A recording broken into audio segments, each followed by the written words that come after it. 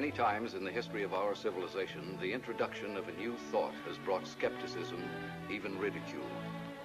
Despite this, there always has remained the duty and inalienable right to tell the people the truth. The motion picture you are about to see is true. It is not fiction. Much of the information in it has never been told. You will see it here for the first time. On July 29, 1952, at the Pentagon, a press conference was held. This is the actual official transcript of that conference. Among those participating were Major General Roger M. Ramey, Director of Operations, USAF; Colonel Donald L. Bauer, Technical Analysis Division, Air Technical Intelligence Center; and Captain Edward J. Ruppelt, Aerial Phenomenon Branch, Air Technical Intelligence Center. This is Major General John A. Samford, Director of Intelligence, United States Air Force, who conducted the conference. Why was the conference held? It all began with an incident which occurred in 1947. On the afternoon of June 24th of that year, Kenneth Arnold made the first report on flying saucers. On this day, Arnold took off from Chehalis, Washington, and flew toward the Rainier Plateau at an elevation between 9,000 and 10,000 feet. Over Mineral, Washington, he observed a formation of very bright objects to the north. He radioed ahead that they appeared to be close to the mountaintops and traveling at tremendous speed. When Arnold came in for a landing at Pendleton, airport personnel and the local press were waiting for him.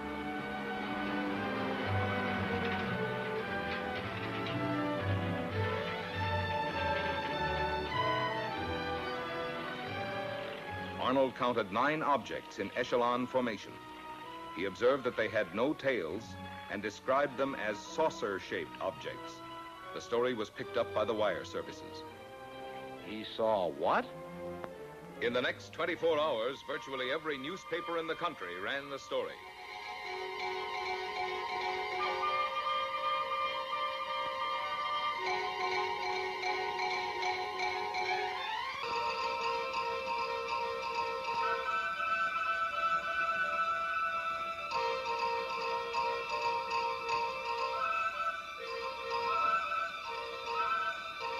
The Arnold report precipitated an avalanche of sightings from cities, towns, villages, from every section of the country.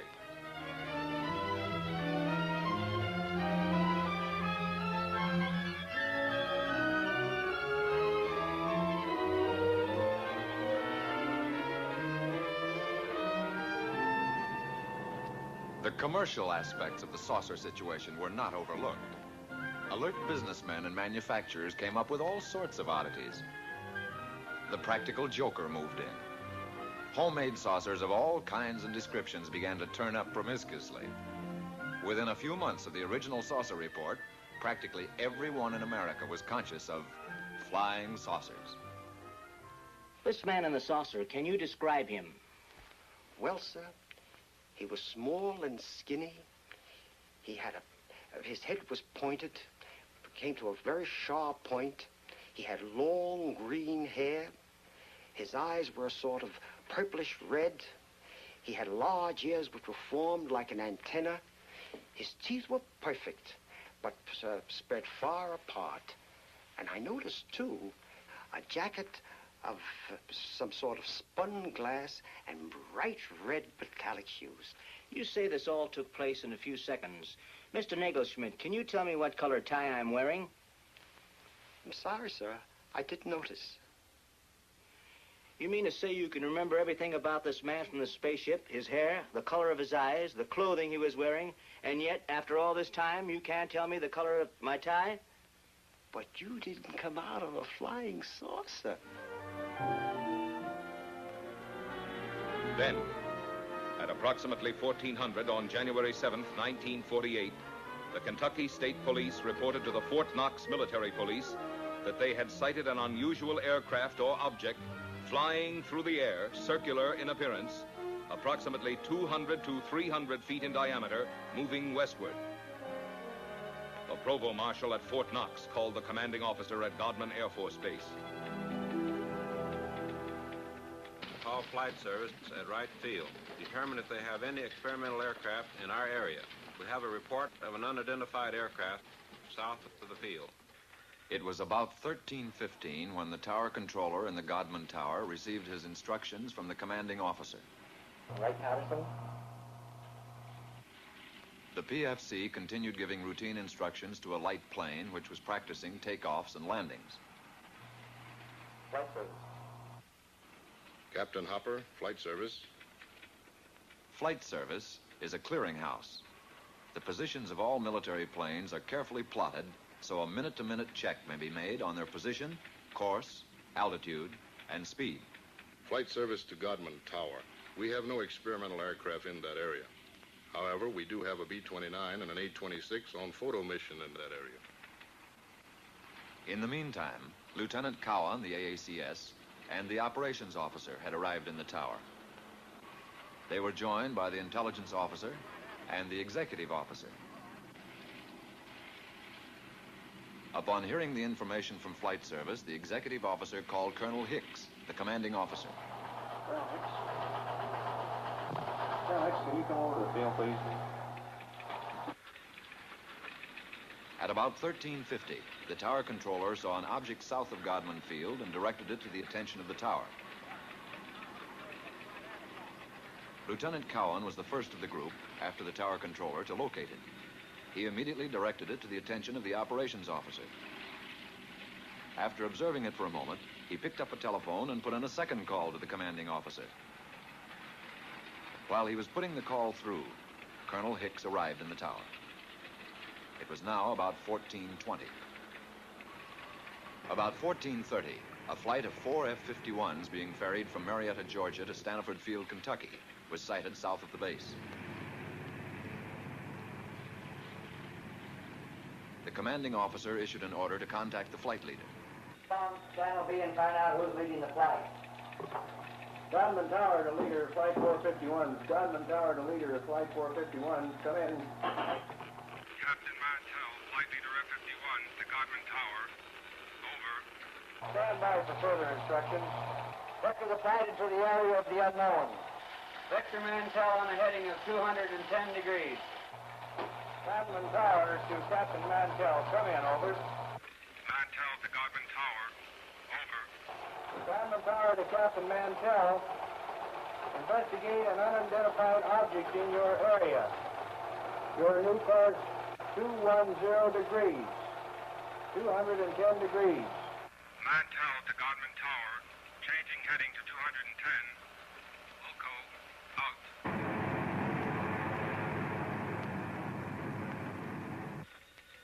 One of the ships in Mantell's formation, NG-336, piloted by Lieutenant Hendricks, requested permission to land at Stanford Field to refuel and get oxygen. Permission was granted.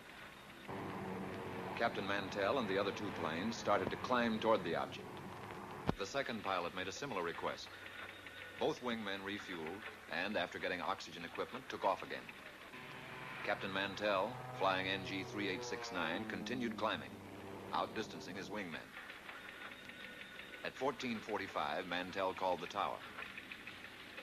Mantell to Tower. I see it. Above and ahead of me. I'm still climbing. A few moments later, one of Mantell's wingmen was heard. What the hell are we looking for? After a moment, Captain Mantell made a reply. Mantell to Tower. The object is directly ahead of and above me. Now moving at half my speed. Godman Tower to leader, Flight 451. Godman Tower to leader, Flight 451. Come in. Mantell to Tower. It appears to be a metallic object of tremendous size. The object now was in visual view of the tower personnel. Mantell to Tower. I'm trying to close in for a better look. I'll go to 20,000 feet. Shortly after this, Pilot Hammond, the remaining wingman with Mantell, called Mantell over his radio. Level off, Captain, until I've regained visual contact. The personnel in Godman Tower waited tensely for Mantell's reply, but he made no answer. A moment later, Pilot Hammond made another report to the tower. Mantell seemed to have disappeared. Mantell had apparently climbed beyond his wingman. At 15:25, the remaining wingman broke off and returned to Stanford Field. The object, which was in visual sight from the tower, as were the F-51s during the chase, disappeared at approximately 1550. The F-51s were first lost to view, and then the object went behind a cloud. Godwin Tower to Captain Mantell. Come in. Over. This is Godwin Tower to Captain Mantell. Come in. Over.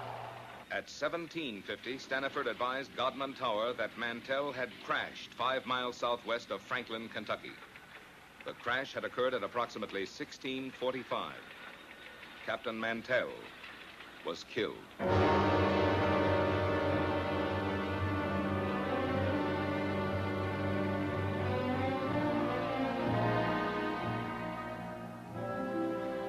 Statements were taken from all who were present in the tower during the Mantell sighting.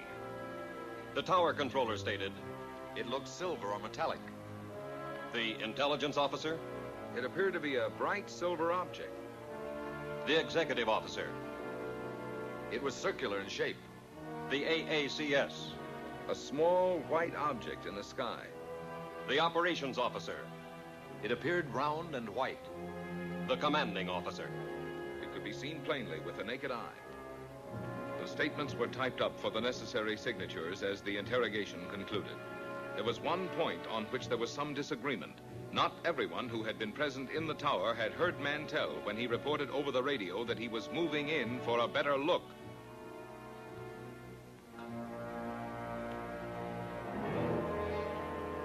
The more lurid sections of the press reported that fragments of Mantell's plane were found to be radioactive. Some news sources reported that an autopsy revealed that Mantell had been killed by some kind of death ray unknown to our men of science. These reports were false. Because certain publications persisted in using a sensational approach in reporting sightings, there were increasing demands from the public for an explanation. However, the Air Force had already taken official cognizance of the flying discs. Headquarters, United States Air Forces, issued a directive for a detailed study of flying disc reports. This project received a secret classification and the code name of SIGN. Department of Air Force and Department of Army letters directed all respective subordinate units to report directly to Air Materiel Command all information concerning unidentified flying objects. And so Project SIGN was implemented. Trained investigators were dispatched to the exact scenes of the sightings. After thorough on-the-spot interrogations, the reports were sent on to ATIC for further analysis. Utah, Washington, Norway, Sweden, Denmark, South Korea, Ohio, New Jersey, Oregon, Philippine Island, Louisiana, Alabama,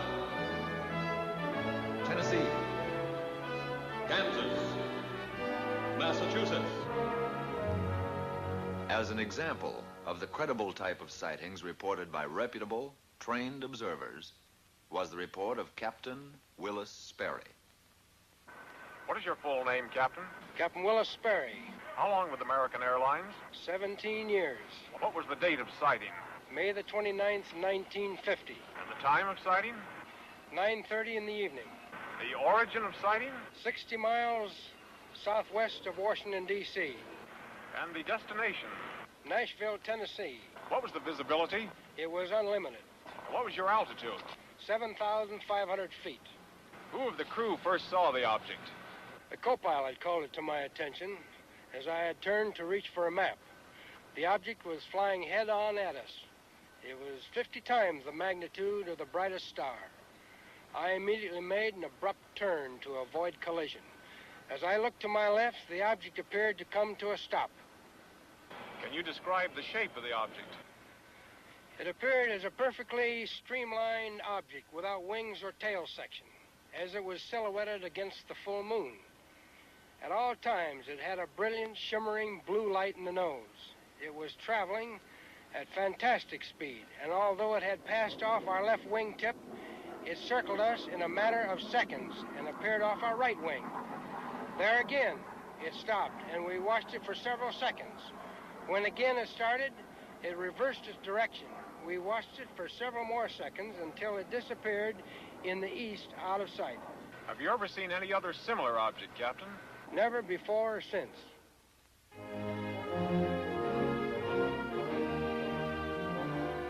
On January 9th, 1950, the press reported that Project Sign was closed. From now on, the Air Force stated its only similar activity would be the routine conventional watch for unidentified flying objects. This is the Daily News building in Dayton, Ohio. My name is Al Chop. A short time after my discharge from the Marine Corps, I paid a visit to the newspaper where I had previously worked as a reporter for 5 years. Well, Al, you rascal. Glad to see you. Good to see you. Keeping yourself? The editor was a close friend, and he tried to convince me to take back my old job on the paper. He was very persuasive, but for personal reasons, it didn't interest me. Oh, but you remember the old days here. Now it's all different. 3 hours for lunch, double time for overtime, blonde copy girls. Once he realized that my mind was made up, he made another suggestion. It was due to this casual suggestion that I walked right into the middle of the flying saucer story. Ever since the Korean situation, there's a lot of activity out at Air Material Command. You could fit right in that public information office there. Who's the man to see out there? Friend of mine, Major Cross. I'll call him now. The idea appealed to me.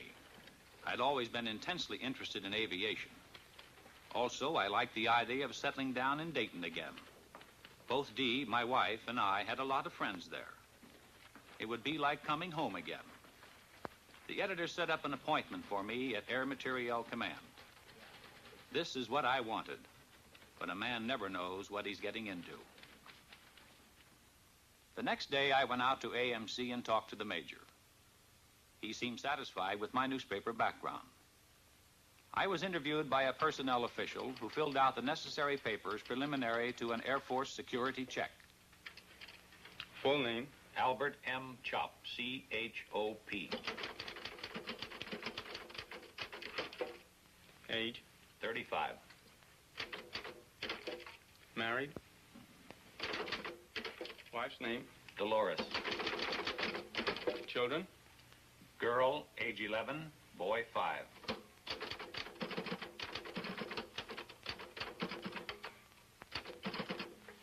Take us to room D. Thank you. Shortly after, I went on the AMC payroll on the PIO desk. I soon shook down into the routine of the public information desk. There was a wide diversification of projects for which I wrote material. Most of it was released as newspaper copy, with an occasional article published in the magazines.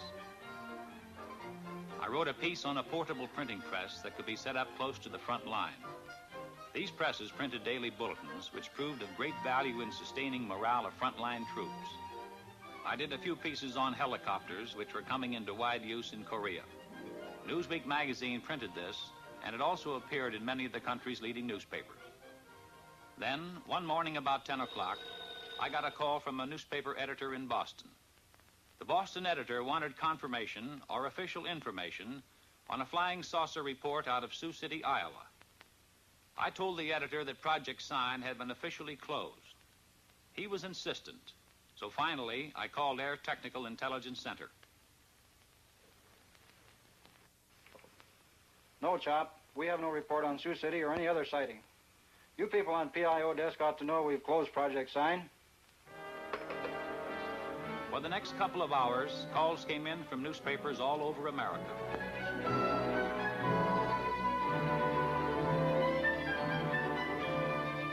Gradually, I was able to piece the story together. On the previous evening, a commercial airline DC-3 in Sioux City, Iowa, had requested clearance from the tower to take off. The tower held them up, informing the pilot that there was a light in the west that they thought might be a light plane. The tower stated that they were trying to contact it, but were unsuccessful. The tower was in contact with another light plane that was coming in for a landing. The DC-3, engines idling, stood by at the end of the runway until the light plane landed and taxied off the strip. The tower then gave the DC-3 pilot permission to take off.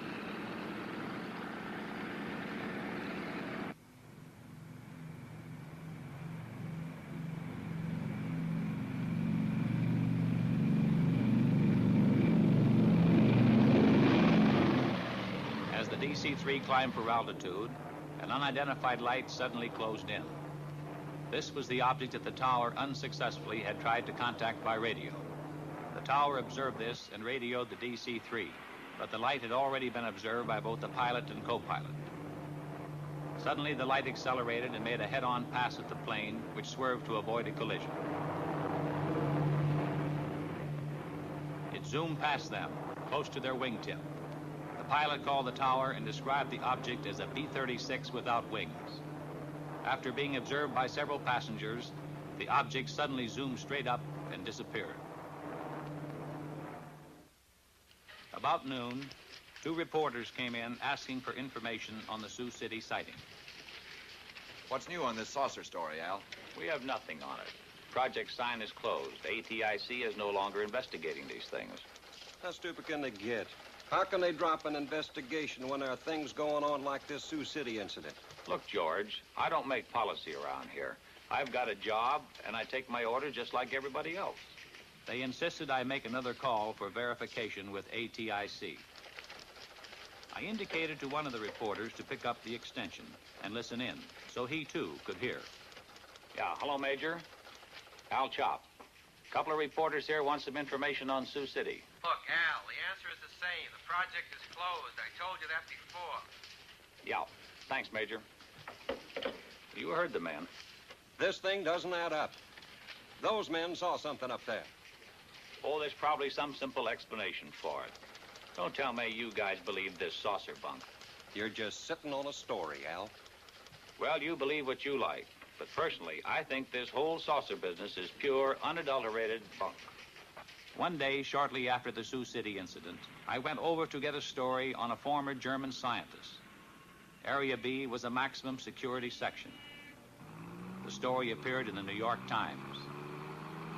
I had obtained the background on the scientist from the files. He was formerly one of the top men at Peenemünde, Germany, one of the key figures participating in the successful development of the V-2 rocket. This scientist had succeeded in developing a 98.8% pure aluminum oxide. These crucibles were vital to our nation's defense. They were used to melt super-hard metals needed to build turbine blades for our jet aircraft.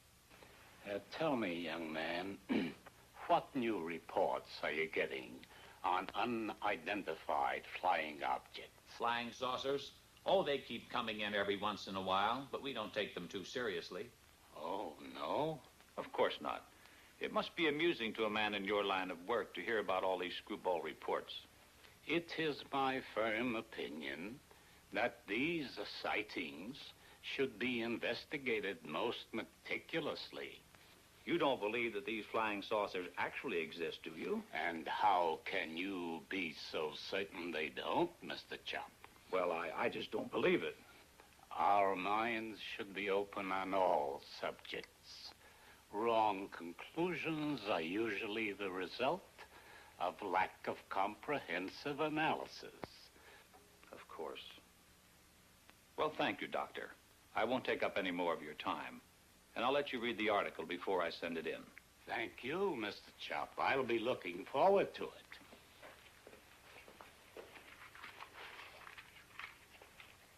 Later that same day, I paid a visit to the Public Information Officer for Air Materiel Command. It was his job to know everything that was going on. I brought up my interview with the scientist. He's a top man, isn't he, Colonel? As good as they come. We got on the subject of saucers. He seemed to lend credence to their existence. At least he doesn't deny it. Well, he's not alone in that opinion. I don't understand, Colonel.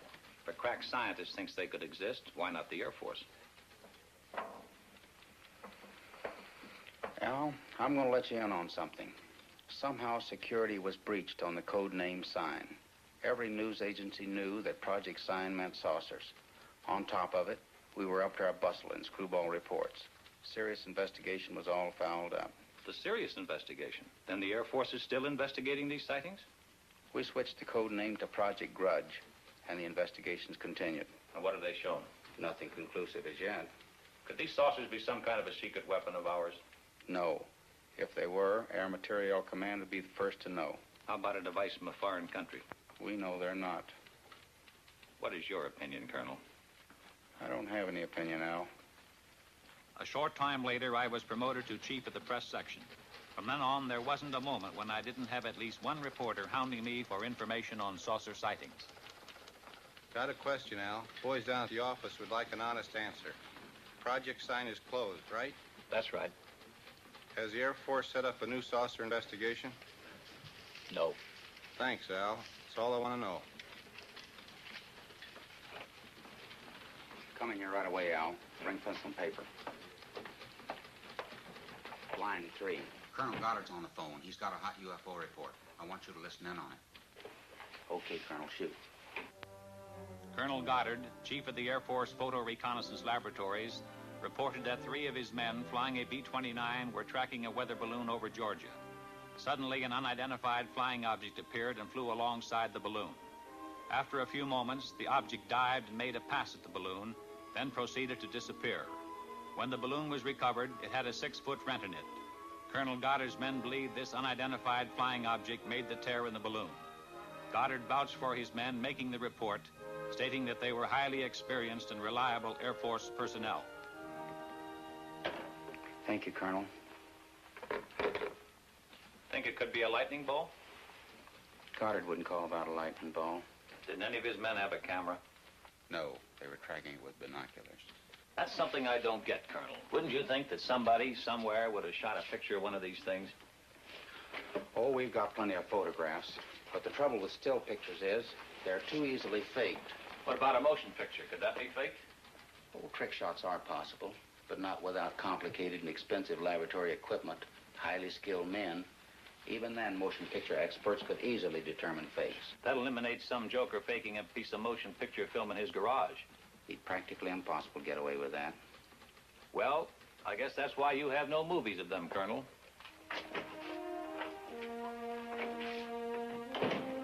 As chief of the press desk, my work hours, my meals, my sleep became increasingly disturbed and chaotic. I saw little of my wife and children. Chip, my son, was at this time making periodic visits to a doctor in Dayton. How's Chip? I feel more hopeful with the new specialist. You look tired. Since you've gotten this new job, the children don't know their own father anymore. Yeah, sometimes I wish I were back on the newspaper. I was talking with Mrs. Collins today. She tells me her husband's cousin works with a man who swears he saw a flying saucer. I thought I told you that term was taboo in this house. Do you really think they might be from Mars or someplace? Look, honey, don't you get like the rest of those screwballs that I have in my hair all day. Every time some kid flies a kite, 50 different people see spaceships. Come on, let's get to bed. A few days later, the colonel and I were talking over routine press releases on a new type transport plane, when suddenly the colonel veered off at a tangent. By the way, there's a magazine fellow coming out here from New York to do a story. I want you to set up appointments with the people he'll want to see. Right. What magazine is he representing? Life. What are they after? He's going to write a piece about unidentified flying objects. Are you serious? Life was given clearance by the Air Force Commanding General. How come? When the General Staff makes a plan, they have the whole picture in view. We here at Dayton see only a smaller section. Pentagon has its reasons. Very good ones, most likely. When the Life story breaks, we're going to have to fight our way in here through a milling mob of inquisitive reporters. No, Al, you won't. You won't be here.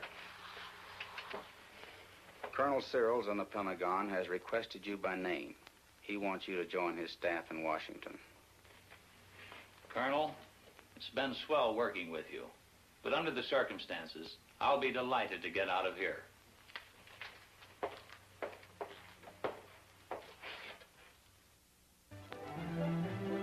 Upon my arrival in Washington, I was assigned to Air Force Press Desk, room 2E765 in the Pentagon. My last official act at AMC had been to arrange the conferences and briefings for Life magazine. I was in Washington only a short time when Look magazine submitted the galley proofs of their saucer article to my desk. I put the Look article through to security review. Now I felt free to settle down in my new job. I checked in with the press section of the United States Senate, House of Representatives, and Department of State. I paid the required visits to the information departments of the Army, Navy, and Marine Corps. I covered the Civil Aeronautics Administration and other agencies with whom I would be working in close contact. By now, I figured I was through with flying saucers for good. But the Pentagon had other ideas. Because of my previous experience, I was assigned to unidentified flying objects. I was back in the flying saucer business. In the activity of setting up housekeeping and getting adjusted to the new job, I completely forgot about the Life magazine article. Also, I was able to spend more time with Chip. My son had been deaf in one ear since infancy, and it was difficult for him to play with other children. I had settled down to a regulated home life, but it was only a lull before the storm.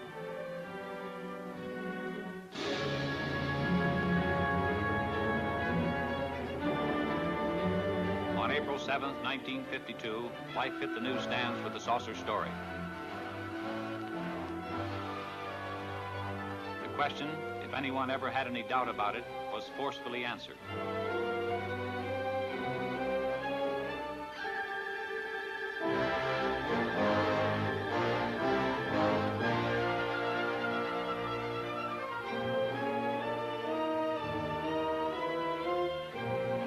The public, America as a whole, had an intense, avid interest in the subject of flying saucers. The first few days following the Life story were chaotic. Naturally, my desk was an exposed point, and I was under an incessant barrage by newsmen. Shortly after the Life story, Look's coverage of saucers hit the newsstand. Their story featured a saucer map, including a statement by the commanding general, U.S. Air Force, Hoyt Vandenberg. Vandenberg stated, "The Air Force is interested in anything that takes place in the air. This includes the aerial phenomenon commonly known as flying saucers. Many of these incidents have been satisfactorily explained. Others have not." Project Grudge was expanded and augmented. The classified name Grudge was dropped. The new code name for the UFO investigative project was Blue Book. The general appointed Captain Edward J. Ruppelt of ATIC at Wright-Patterson as officer in charge of Project Blue Book. Ruppelt's department was designated as Air Phenomenon Branch, Air Technical Intelligence. At Ruppelt's disposal was a large staff of distinguished scientists, both military and civilian. One day, Major Dewey Fournay of Current Intelligence Branch sent for me. "Will you come in here a minute, Al?" Major Fournay was intelligence technical analyst and UFO monitor. "Thanks, Captain." "Al, I just got a call from Captain Ruppelt. A Navy photographer named Newhouse has made a sighting near Tremont in Utah. He got some UFOs on film." Motion pictures? Motion pictures. This film should prove interesting on a comparative basis. Comparative with what? With the Montana film. ATIC's had it for some time over at Dayton. You mean ATIC has had motion pictures? Why wasn't I told about it? You're being told about it now. Can I see these films? Ruppelt has the Newhouse film. It's back at Dayton being processed and analyzed. But I can show you the Montana film. This film was shot August the 15th, 1950. It was taken in Great Falls, Montana by Nick Mariana. Immediately after we were notified of the sighting, we sent an intelligence man to get a first-hand report. My name is Nick Mariana. For the past 6 years, I've been the general manager of a minor league baseball club called the Electrics. We play out of Great Falls, Montana, and are a farm club of the Brooklyn Dodgers. On August 15th, 1950, at Legion Ballpark in Great Falls, Montana, after a couple of hours in the clubhouse office, I went up into the grandstand to call the groundskeeper. As I reached the top of the stairway, I glanced northward to the tall Anaconda Copper Company smokestack to check the direction of the wind from the white smoke. Force of habit, I suppose, because our outfielders use it as an indicator on defensive play. As I looked up, I saw two silvery objects moving swiftly out of the northwest. They appeared to be moving directly south.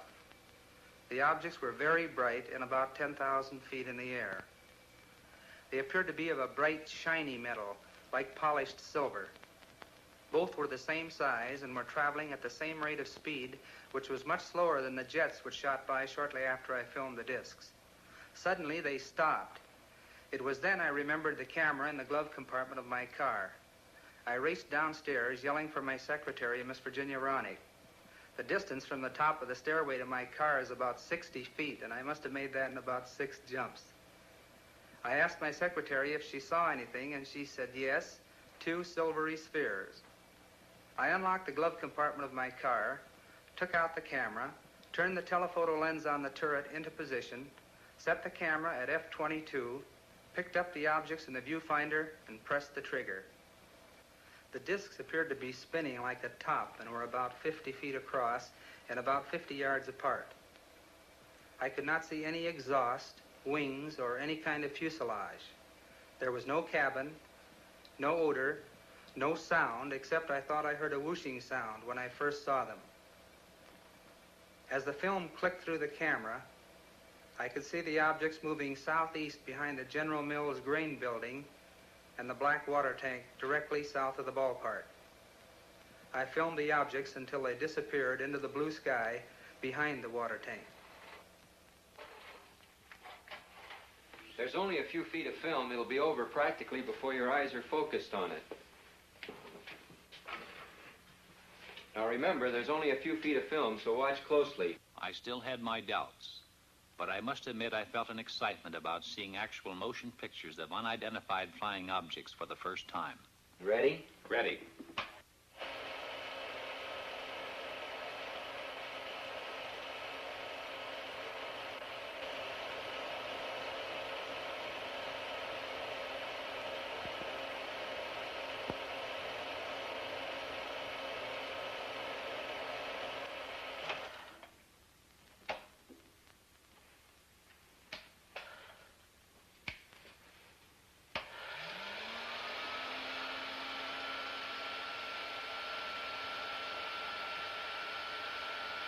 What do you make of it? You saw what I saw. What's your opinion? I'll run it again.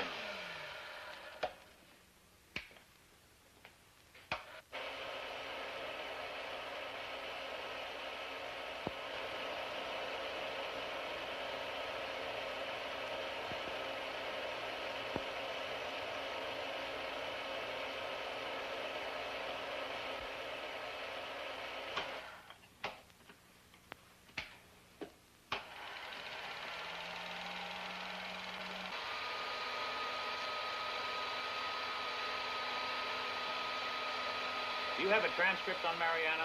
It's at Dayton. Good. Colonel Searles wants me to go to Dayton. That is, if you'll give me clearance. I'll have you cleared. It's a good idea for you to get acquainted with the history of UFOs. When you get to Dayton, you'll meet Captain Ruppelt. The 3 of us are going to be working closely from here on. Ruppelt will give you a complete briefing on Blue Book. What's the story on him? Ruppelt's an aeronautical engineer. He knows about things that fly. An excellent man to head up Project Blue Book. Okay. Once again, what's your opinion of this film? As far as I'm concerned, I'll have to classify them as unknowns. I'll run the film again, this time in slow motion.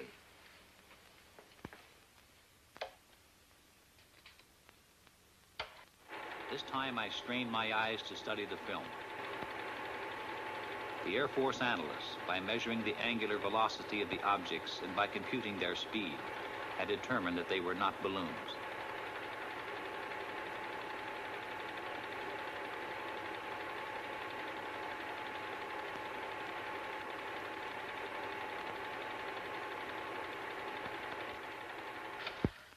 Well?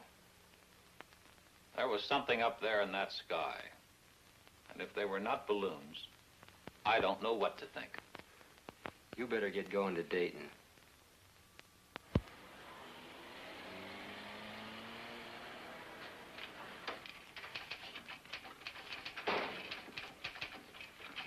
Yes, sir. May I help you? I'll chop to see Captain Ruppelt. Captain's right over there, sir. Thanks. Captain Ruppelt, I'm Al Chop. Have a seat, sir. Major Fernay lured me you're arriving. You've got the green light here. Where would you like to start?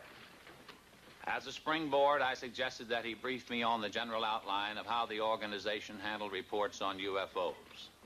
Ruppelt began to fill me in on the baffling saucer problem, including a breakdown on the reported sightings supplemented by graphs. There were literally hundreds of cases where Air Defense Command pilots had attempted to intercept UFOs. There were sightings where UFOs had been tracked by ground radar, airborne radar, ground observation, and combinations of all these elements. I accompanied intelligence officers on investigations. I witnessed the difficulty in breaking down and gaining the confidence of those who were reluctant to talk about their experiences for fear of personal ridicule and embarrassment. Others were cooperative. I observed the technique of thorough interrogation used by Blue Book's analysis and investigative staff. In almost every case, I heard the same words used to describe the sighting. These words were lights and metallic objects. There were reports by reliable, competent observers, including high-ranking Air Force and Navy flyers, civil engineers, and scientists. I learned that the staggering total of over 3,500 reports had been received. Quite a few of these sightings are unsolved. Approximately 85% of the sightings are designated as solved. According to this document, 14.3% of all sightings are officially designated as unknown. The newsmen keep hitting me with the unsolved cases. Anyway, solved is a big word. How do you solve them? There's nothing hit or miss about it. I'll show you. On December 1st, 1952, between 4:30 and 5 o'clock in the morning, several major airports in this area reported a single round object. It was flashing, first white, then white-orange, then amber. It was observed northwest of this central point at an angle of 15 degrees above the horizon. Remember that 15 degrees. It's important. Reports arrived here from Teterboro Airport, Westchester Airport, Newark Airport, LaGuardia Airfield, Idlewild, and Mitchell Field.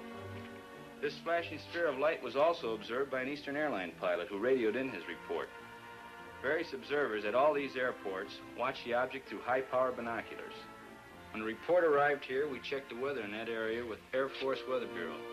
That night, at that time, there was no temperature inversion. We got in touch with Navy Balloon Project Center at the University of Minnesota. That gave us an exact schedule of balloons released from that center. We got similar information from every other point where weather balloons are released through Air Force Balloon Plotting Center at Lowry Field, Denver. We contacted Air Force Weather for wind conditions and velocity at the altitude of known balloons.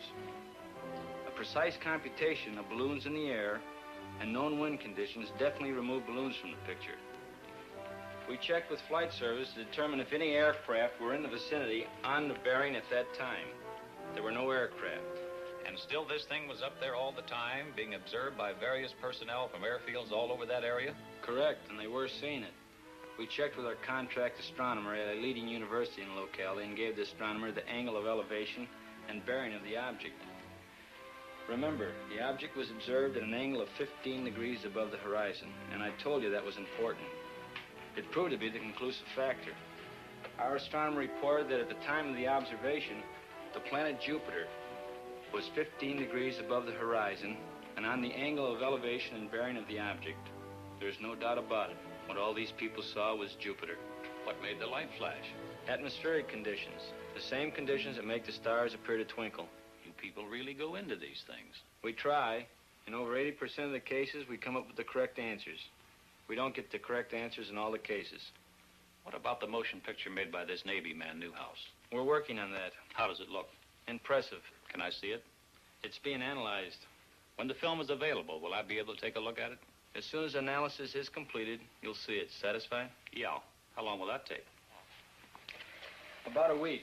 We're doing an exhaustive check on the Newhouse stuff. Really putting it through the ringer. When we're through, we'll forward a print to the Director of Intelligence with a complete report of our analysis. Fill me in on Newhouse. Would you consider him a qualified observer?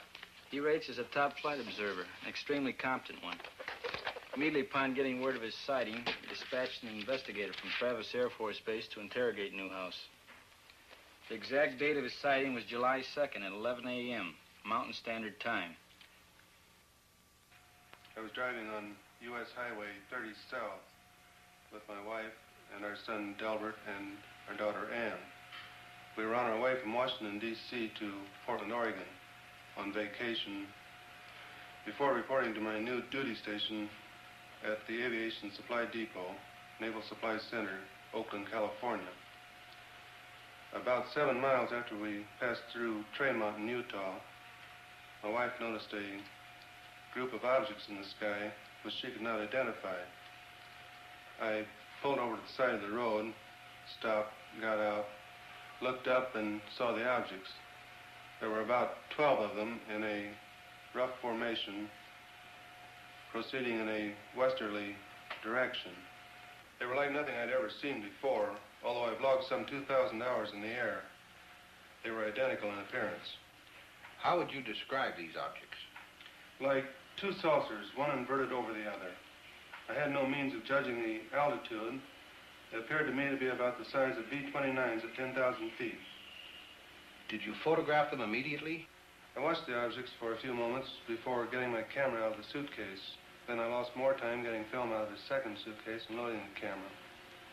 When I first saw the objects, they were almost overhead.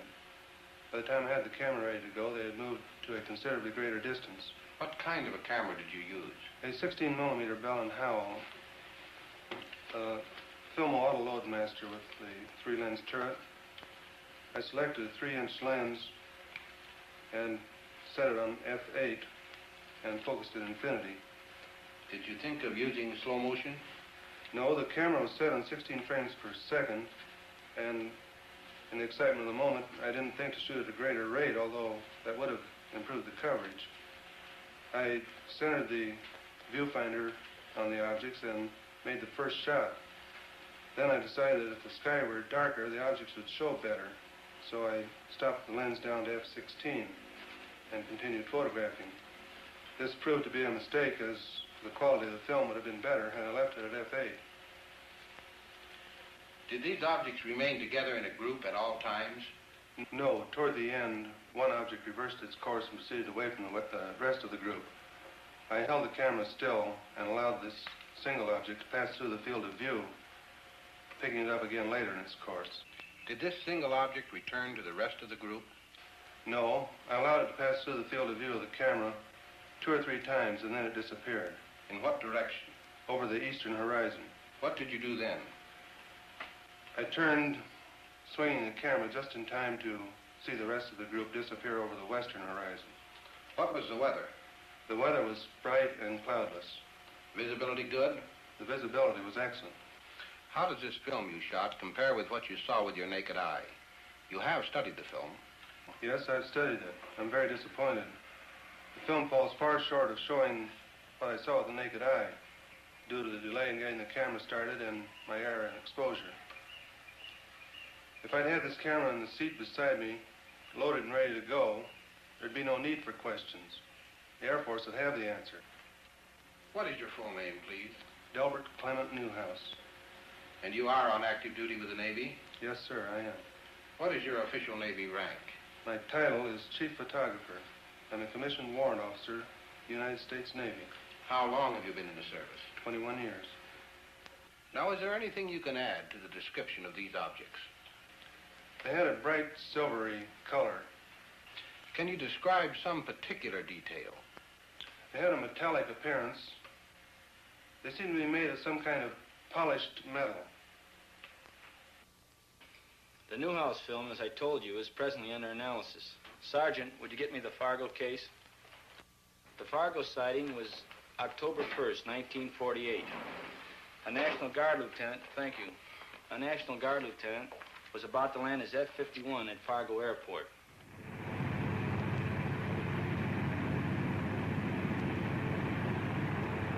Captain Ruppelt gave me the details from the record. The pilot, after a routine patrol flight, was cleared by the tower to land when he asked, "Anything in the way?" "There's a Piper Cub below you. Nothing else in the air." I see the Piper Cub. I see another light about 1,000 yards ahead of me. It looks like the tail light of a plane. I can see you, but I can't see the light you're observing. The pilot told the tower he could see it and was going to close in and try to make identification.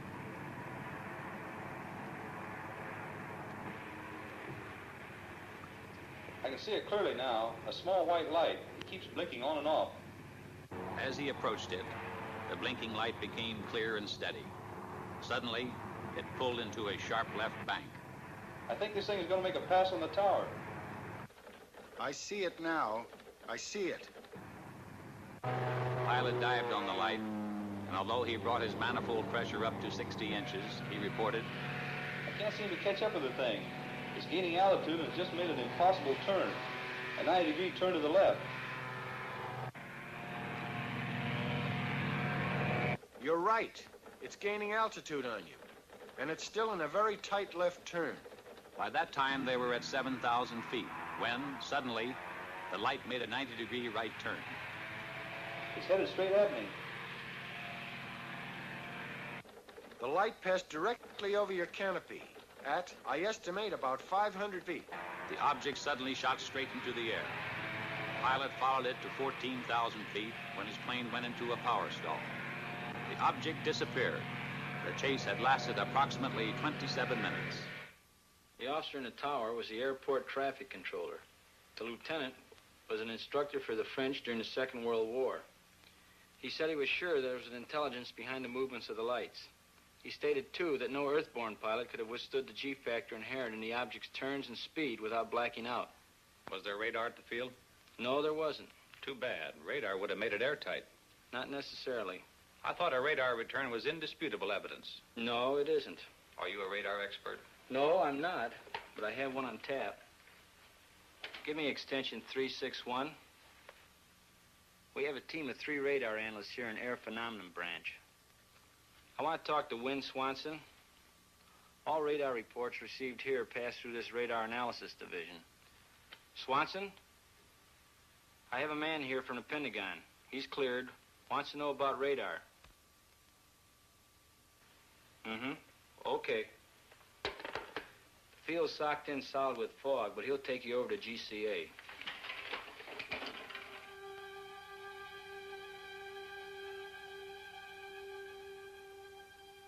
This is ground control approach. With zero visibility, GCA picks up the aircraft coming in, and by means of the pips on their scope, can talk them into a landing. Now this scope here gives the aircraft in the area. This scope here tells you whether you're to the right or the left of the landing strip, and that one there tells you whether you're too high or too low. Now the next scope is the same as this one, except that it gives you more accuracy. Patterson, GCA. This is Air Force 2162, past Fairfield, fan marker inbound. Request landing instructions. There you can see him on the screen. Now you can track him all the way in. He's flying blind.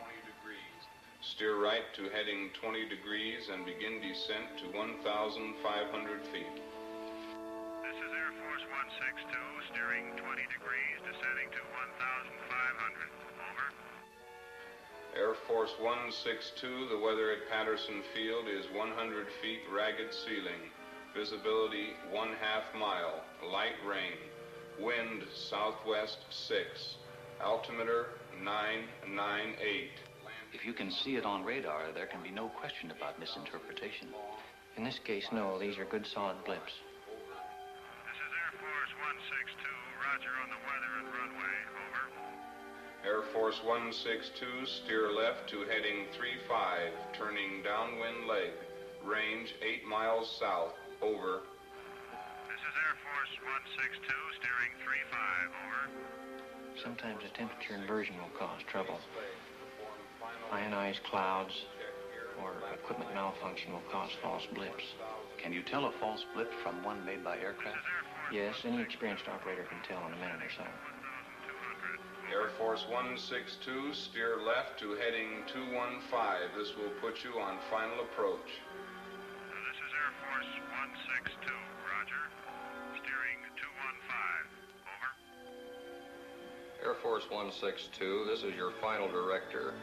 How do you read me? Over. This is Air Force 162. You are loud and clear.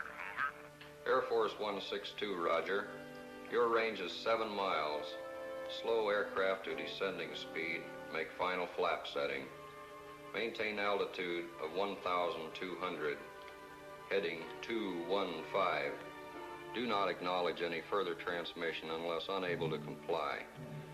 If you do not hear GCA for any 5-second interval, climb to 1,000 feet on a heading of 125 and contact approach control. Steer right to heading 210, range 5 miles. You are now approaching glide path. Start normal rate of descent at 600 feet per minute. Entry to glide path good. Steer left to heading 212. Range 4 miles. Go above glide path 10, 15, 25 feet high. Increase your rate of descent slightly.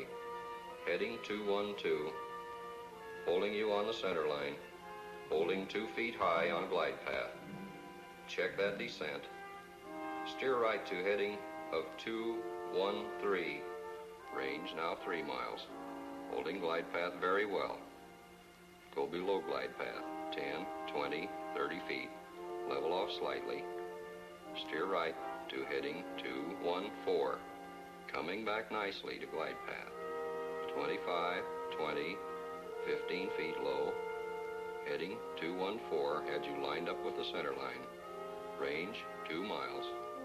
Holding 15 feet low on glide path. Bring it up slightly. 10, 5. Now on glide path. Range 1.5 miles. Heading 214 on glide path. Steer left to heading 213 over the end of runway on center line. On glide path as you approach point of touchdown. Touchdown in 3 seconds. If you cannot see the runway, pull up and climb to 1,000 feet, heading 125.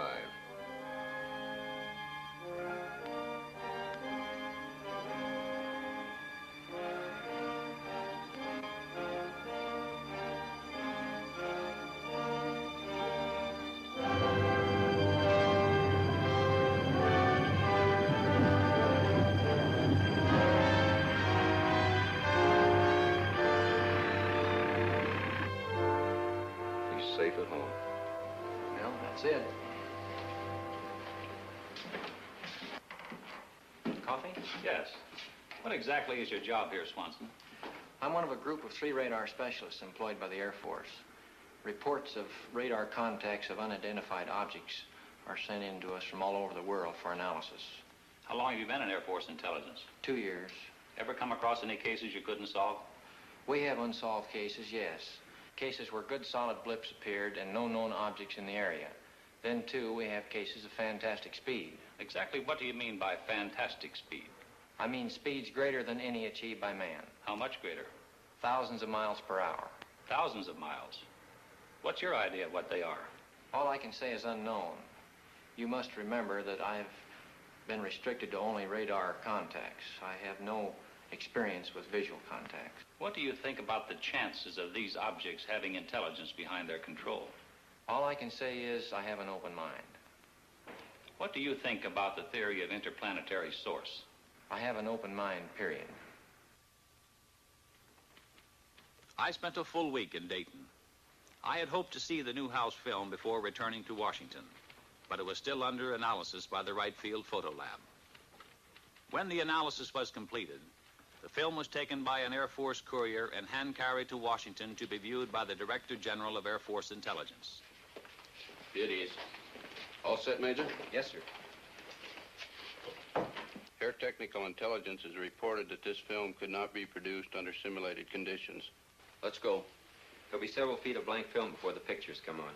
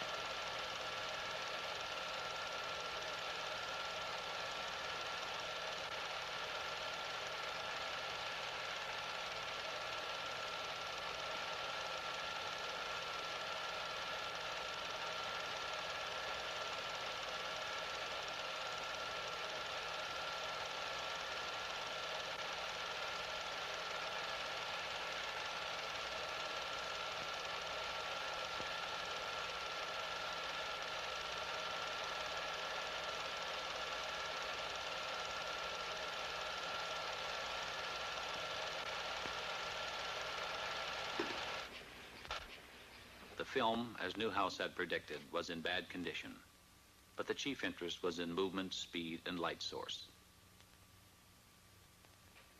After a moment, the general asked to see it again.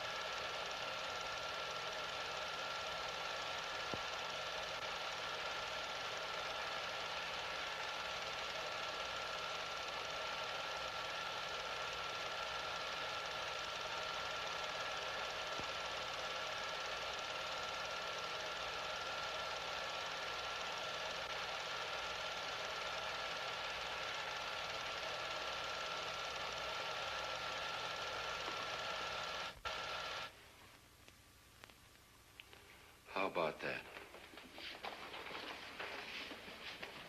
Those were the only words spoken in the room. How about that? A few days later, Major Fournay had some news for me. We got the analysis of the Newhouse film from Air Materiel Command. What does it show? Not birds, not balloons, not aircraft, not faked. With the telephoto lens used, weather balloons within 5 miles distance could have been determined on the film. At a greater distance than 5 miles, they could not attain the speeds calculated. Within a 5-mile range, an aircraft of 40-foot wingspan could have been clearly determined. In excess of 5 miles, the speeds of the objects are greater than aircraft could achieve, except in a straight-line speed run.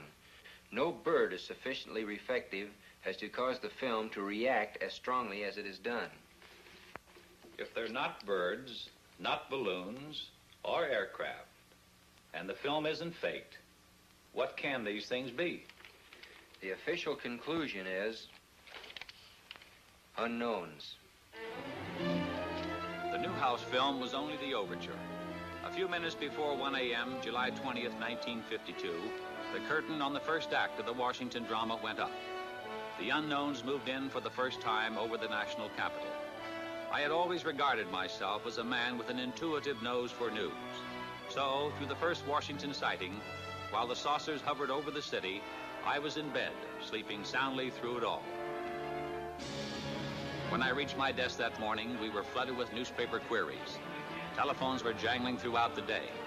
Irate editors from all over the country were insistently demanding more specific information. Newsmen from the wire services, reporters from local and out-of-town newspapers were hemming me in, belaboring me with questions for which I had no answers. For the first couple of hours, we at the press desk had a terrible time getting the story straight ourselves. But bit by bit, I managed to piece it together. There had been both visual and radar contacts. Andrews Field, the Air Force installation, had radar returns similar to those on the CAA radar. Jets had been scrambled in an attempt to make an intercept of the UFOs, but they had not been successful.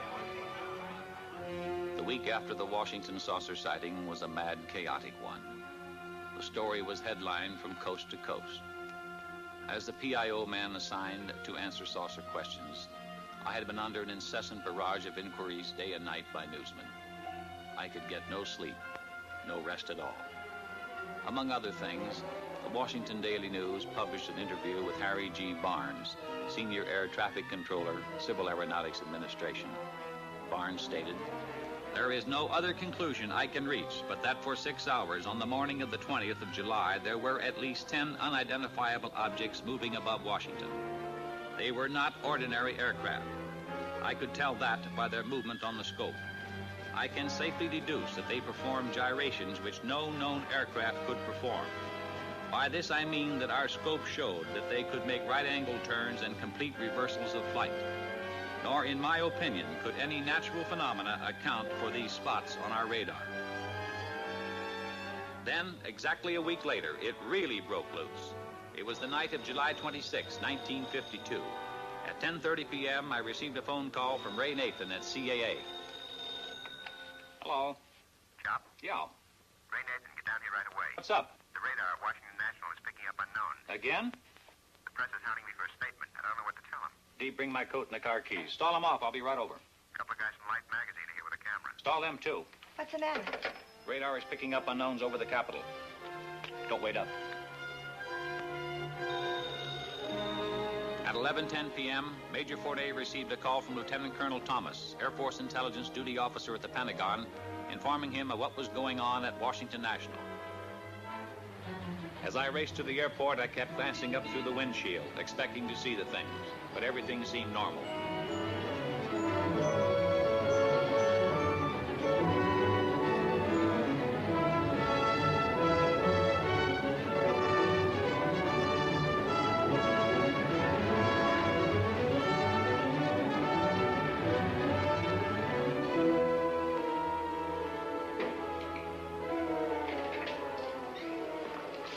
Am I glad to see you? They tell us we need your okay to get into the radar room. You can't get in, boys. I'm sorry. We want some pictures of that scope, Al. You can't photograph the scope. Why not? It's under security measures, classified wavelength, classified code names. Here we are in the biggest story in history, and you're keeping us out. Sorry, but that's the way it's got to be. Then we're going over your head, Al. Colonel Dick Searles. You can reach him at Metropolitan 89898.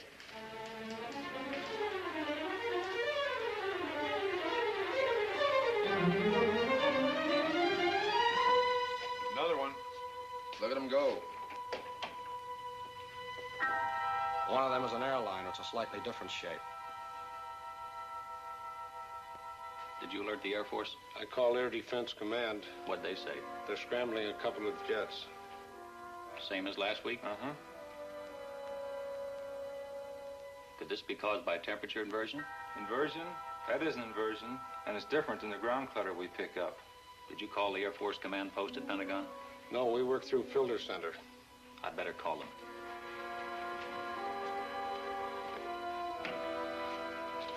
Get me the Pentagon Air Force Command Post. This is Al Chop. I'm at Washington National. Have you heard about the unknowns here tonight? We've been alerted. There's a blue flight on the way there right now. Okay. Washington Control to Flight 639, come in. Flight 639 to Washington Control, over. Washington Control to Flight 639, you're approaching traffic on your left. Can you see it? Over. Andrews Tower to Washington Control. We show an unknown just to the left of Flight 639. Flight 639 to Washington Control. We can see that traffic on our left. Over. Washington Control to Flight 639. What does the traffic look like? Over. Flight 639 to Washington Control. It's a light, a blue-green light. Over. Washington Control to Flight 639. Can you make out what type of craft it is? Over. Flight 639 to Washington Control. No. We can just see a light, a blue-green light. Over. Washington Control to Flight 639. Roger. Out. This is Bluebird 1 to Washington Control. Come in. The jets are coming on now. Washington Control to Bluebird 1. Change course to 225 degrees. Bluebird 2, hold your course. Over. Bluebird 1 to Washington Control. Wilco, out. Bluebird 2 to Washington Control. Wilco, out. They're gone.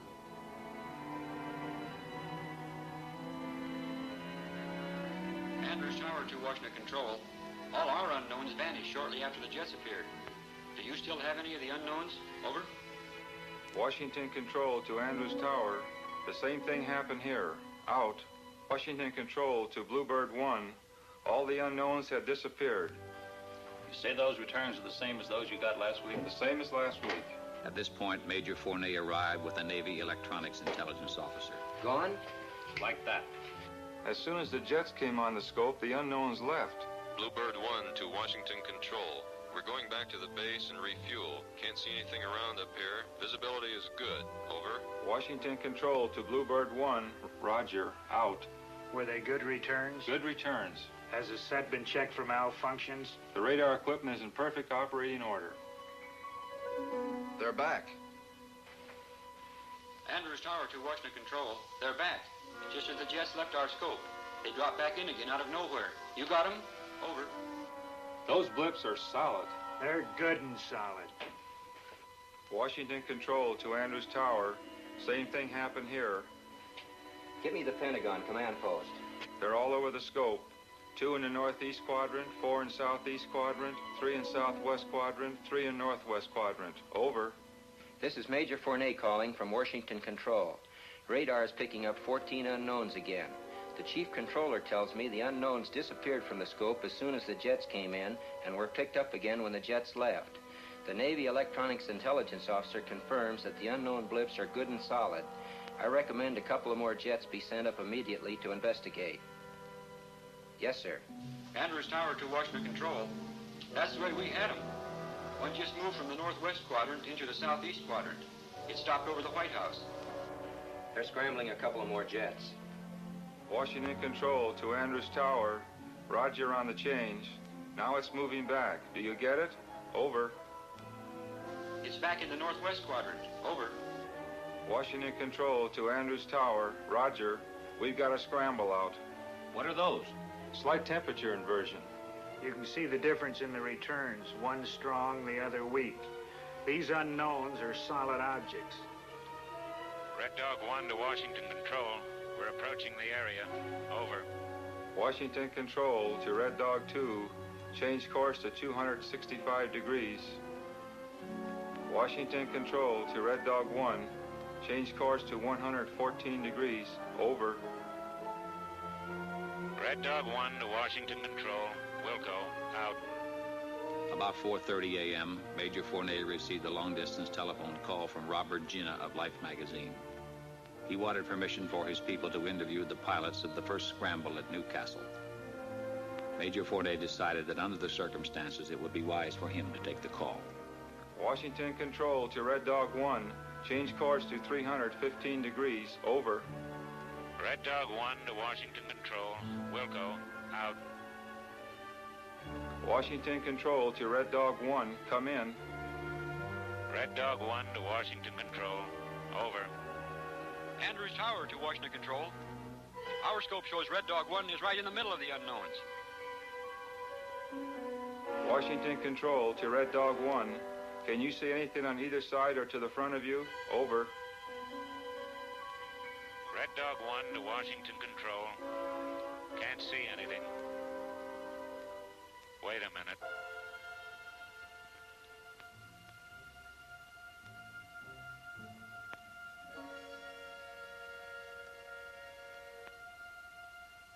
I see him.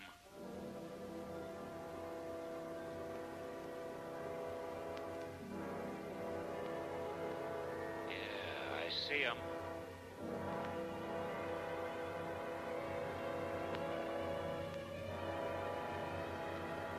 They're all around me.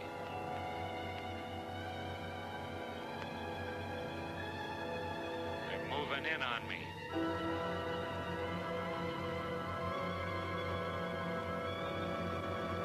They're coming closer.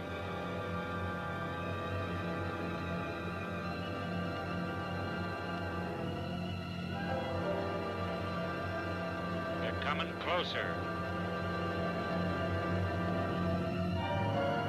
They're coming right at me.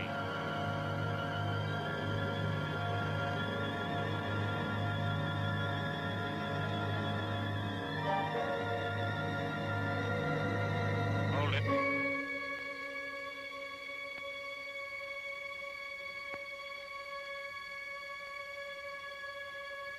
They're moving off. I'm at maximum speed. They're going away.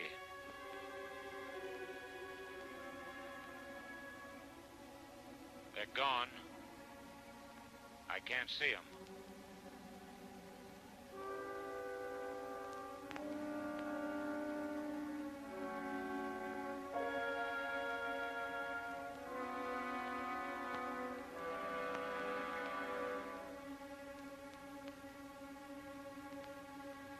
Red Dog 1 to Washington Control. I've been given permission to return to base. Over. Washington Control to Red Dog 1. Roger. Out. At 6 a.m. that same morning, I called Lieutenant William Patterson, the pilot of Red Dog 1, who had made visual contact with the unknowns. He could add nothing more to what he had reported to us over the intercom. Later that same morning, the White House placed a call to the Pentagon. Captain Ruppelt, who had flown in from Wright-Patterson and who was only beginning his analysis of the sighting, got the call from the White House. Yes, sir. It appears to have been caused by temperature inversion. Yes, sir. We've had cases where radar blips have been caused by temperature inversion. This was Captain Ruppelt's report to President Truman. But Captain Ruppelt had not been present at the Washington sighting. It wasn't until later that he learned there had been both visual and radar contact with the unknowns on that night. On Monday morning, an avalanche of calls from newspapers throughout the nation jammed the trunk lines at the Pentagon. The relentless pressure continued. We admitted radar contacts from the 3 surrounding airfields. When did the saucers first appear? 9 p.m. How long were they under observation? 6 hours. How many were there? 14. Could the pilot see any details? No.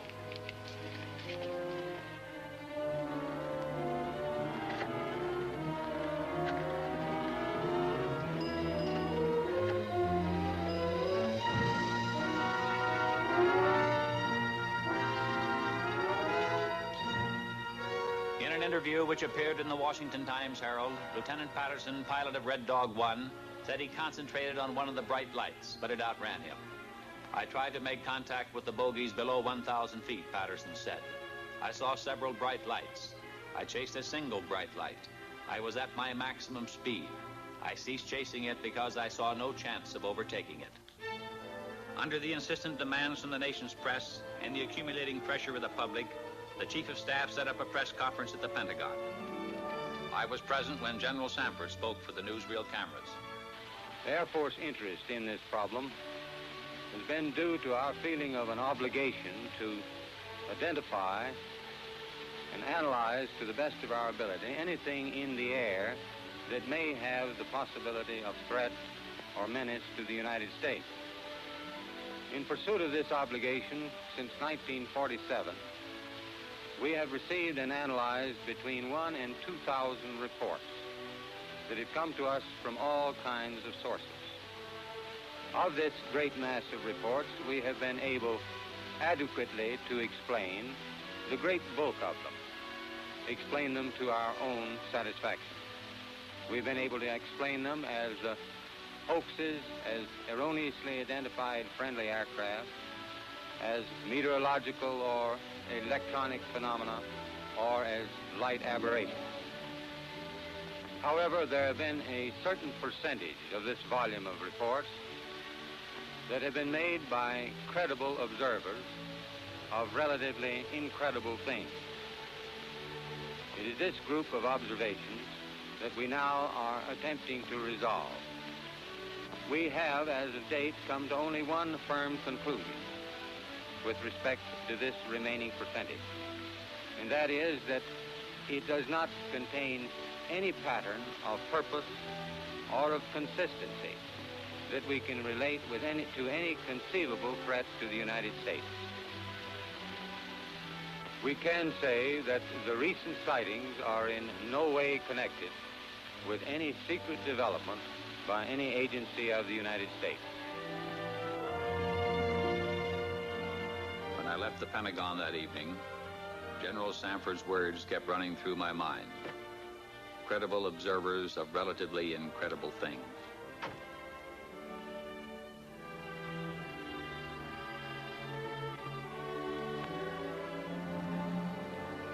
The theories of the skeptics could not stand up to the actual experiences of high-ranking military personnel, radar experts, airline pilots, and other responsible witnesses referred to by General Sanford as credible observers. I started to walk through the streets of Washington, the words remaining with me, credible observers of relatively incredible things. I recalled, when I first joined the project at AMC, how I regarded with disbelief the whole subject of flying saucers. But piece by piece, the evidence had crystallized, until now, in my opinion, there was no doubt as to their existence. Now, so far as I was concerned, it was no longer a question of whether or not there were unknown objects flying in our atmosphere. For me, the only questions that remained were, what are these objects? Where do they come from? To me, the evidence indicated intelligence behind their control. And by now, the belief that their source was interplanetary was no longer incredible.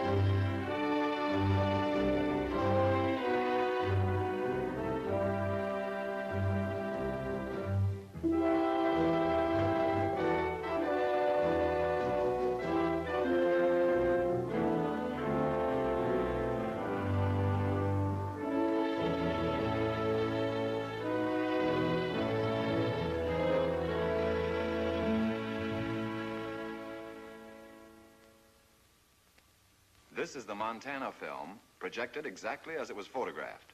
The objects are moving against a 25 to 28 mile an hour wind.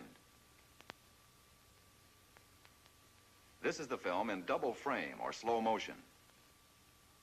A slight bounce in the movement of the objects as well as the tower is perceptible. This is due to the handheld camera. The film, analyzed frame by frame, shows the movement of the objects to be horizontal and steady. We will now vary the action and size of the objects and also stop the action from time to time for your study. We have just made a jump cut in the film to an enlarged size and reversed the action.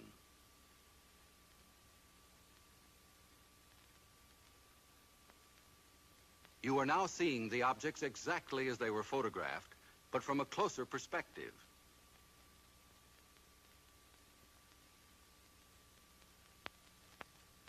Analysis reveals that the objects are not balloons, nor any kind of known aircraft. The images are very different from those produced by any kind of birds at any distance. The shape, brightness, speed, rectilinear path, steady motion, and separation rule out various forms of optical atmospheric mirages or cloud reflections. Comprehensive analysis has eliminated meteors and other known natural phenomena. The possibility of airplane reflection has been carefully studied and ruled out. This is the Utah film as it was originally photographed. The image structure and maneuvers definitely eliminate any kind of known aircraft. This is where Chief Photographer Newhouse, in his excitement, changed exposure. He believed that by changing density and giving the film more contrast, he could clarify the objects. The single object that reversed its course. The bounce is due to handheld camera. Now we study the action of one section of the film. We stop the action. We move in. Within a 5-mile range, aircraft could be determined. In excess of 5 miles, the speeds are greater than aircraft can achieve, except in straight-line speed runs. The movement here follows an elliptical or circular pattern. Microscopic examination reveals that the objects are well focused. Their size varies from 1/6 to 1/10 the size of the moon, as it appears to the naked eye. Their form is circular and sometimes elliptical. This fits the commonly used flying saucer description. Observe the object in the upper left corner. We move in to study the action. The object upper left will go out of frame on widescreen projection.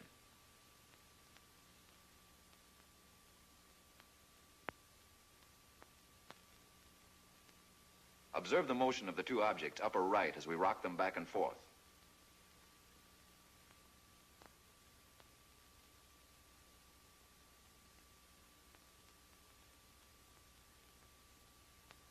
Now we move over and up on the frame to make a closer study of the object in the upper left corner. Examine this object closely. Compare it with those objects you saw in the Montana film. These films were taken approximately 2 years apart, hundreds of miles apart.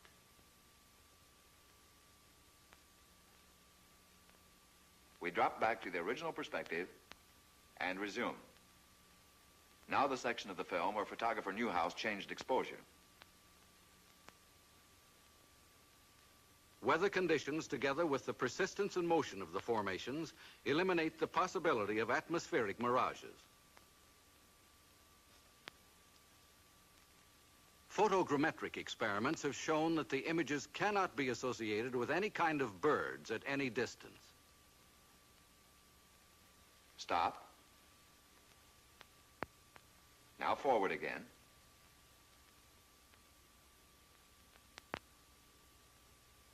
Stop.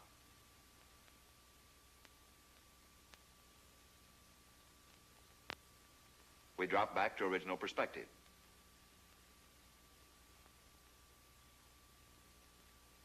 Now once again, and for the last time, the Utah film. The objects cannot be associated with any known balloon observations. For the last time, the Montana film.